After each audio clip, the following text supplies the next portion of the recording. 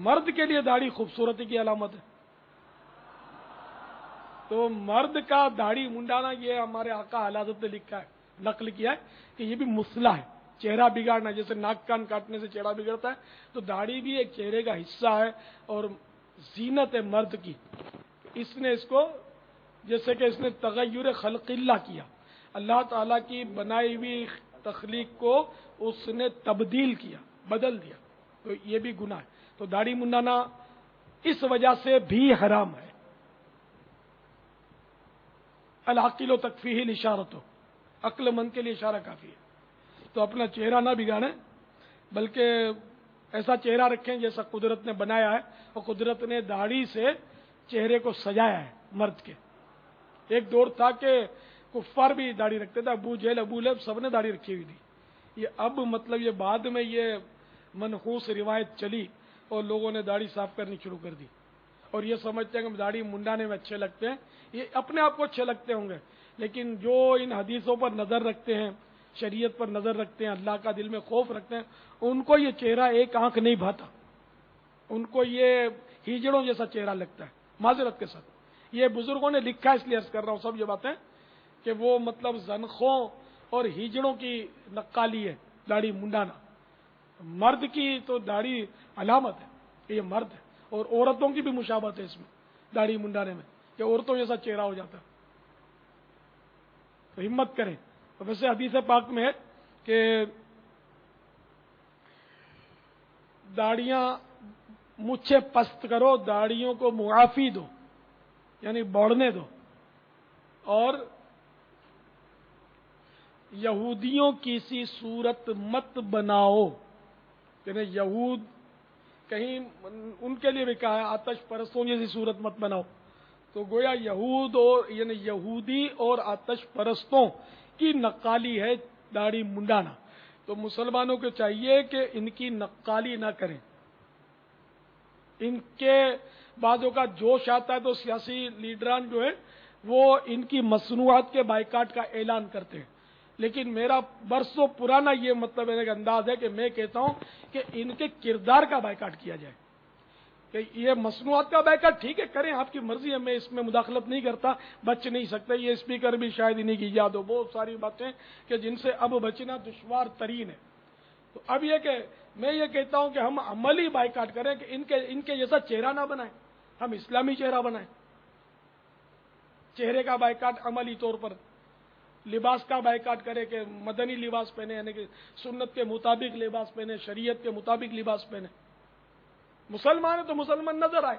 اب یہ کیا شوٹیڈ بوٹیڈ ٹائی، کوٹ پتلون اور بوٹ میں کسا کسایا پٹاخ چلتا ہوا کوئی جا رہا ہو، تو اس کو کیا کہیں؟ تو مسلمان کہیں کیا کہتے، سمجھ ہی نہیں آتی کیا کہیں۔ اس کو بابا جنٹل مین کہتے ہیں ہمارے۔ جنٹل مین، جنٹل مین ہوگا، لیکن اسلامی وضع قطعہ تو نہ رہی نا۔ یعنی اس کو دیکھ کر تو کوئی مسلمان نہیں کہے گا، ہم جانتے ہیں اس لیے کہ بھئی یہ اکثریتی ملک مسلمانوں کا، اس لیے یہ مسلمان ہے، لیکن واقعی پتہ نہیں چلتا۔ وہ مدنی مین ہونا چاہیے۔ مدنی، ہاں واقعی یار صحیح بات فرما رہے، مدنی مین، مدنی مین، انگلش تو اب جان نہیں چھٹتی یار، تو مدنی مین، چلو یہی صحیح یار، بن تو جائیں، بن تو جاؤ، کچھ تو کرو یار، کہ ہم کس کے غلام ہیں، ہم غلام کس کے ہیں؟ یعنی کیسے نعرہ لگاتے ہیں، غلام ہے رسول کے، غلام ہے رسول کے فرمان پر جان بھی قربان ہے، داڑھی نہیں رکھی جاتی تم سے، تھو، کیسے عجیب لوگ ہو تم یار، کہ مطلب جان قربان کرتے ہو، تھوڑی سی نفس کی قربانی دینے کے لیے تم تیار نہیں ہو، تو کہیں ایسا تو نہیں جھوٹ بول رہے ہو کہ ہم جان قربان کریں گے، خالی ابھی پٹاخہ پھوٹے گا تو بھاگ کر ایک دوسرے کو کچل ڈالو گے اور جان قربان کرو گے؟ تو مومن تو سیسا پلائی ہوئی دیوار ہوتا ہے۔ تو بہرحال یہ کہ وہ وقت کی بات ہے، پٹاخہ پھوٹے تو بھاگنا چاہیے۔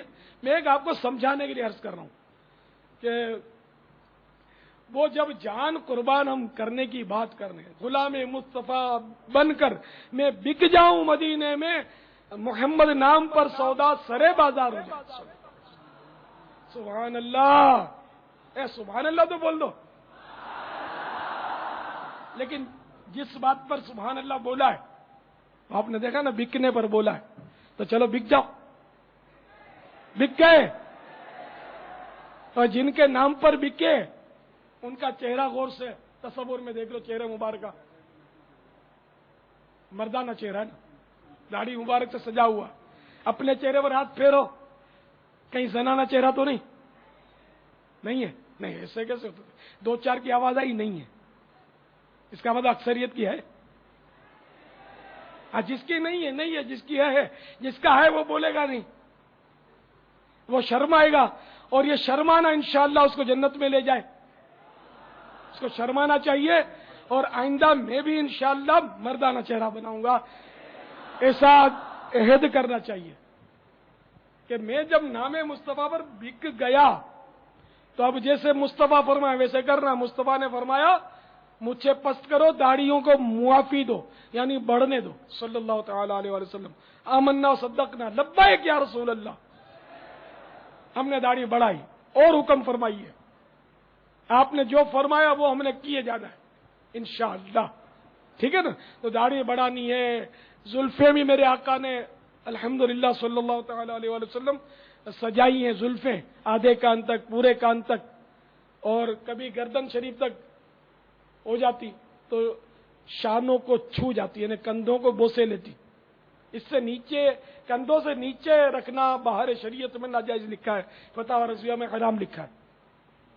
تو یہ کہ زلفیں بھی رکھیے, آدھے کان تک رکھ لیجئے, پورے کان تک, پورے بال مطلب. اور سر پر میرے آقا صلی اللہ تعالی علیہ وسلم ننگے سر گھومنا تو نعوذ باللہ تصور بھی نہیں ہے, کوئی بول ہی نہیں سکتا. سر پر ہمیشہ ٹوپی پر امامے کا تاج. تو اس کی بھی ہمت کیجئے. بک گیا, بک گئے. آپ نے خود دعویٰ کیا ہم بک گئے. اب بک گئے تو جن کے نام پر بکے ہو ان کے انداز کو اپناتے چلے جاؤ اور جنت کی طرف آگے بڑھتے چلے جاؤ. خلد میں ہوگا ہمارا داخلہ اس شان سے, یا رسول اللہ کا نعرہ لگاتے جائیں.